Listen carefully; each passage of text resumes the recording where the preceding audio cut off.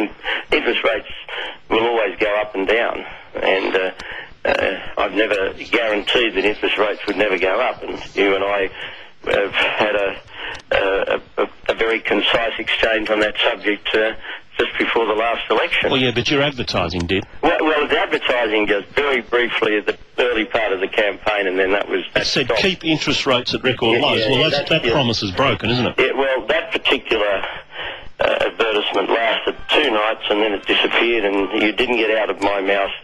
No, I didn't, but that promise was broken from that advertising, wasn't it? Well, interest rates are not at record lows now, I understand. And your advertising promised that. But, well, the advertising did refer to that for 2 nights, I accept that.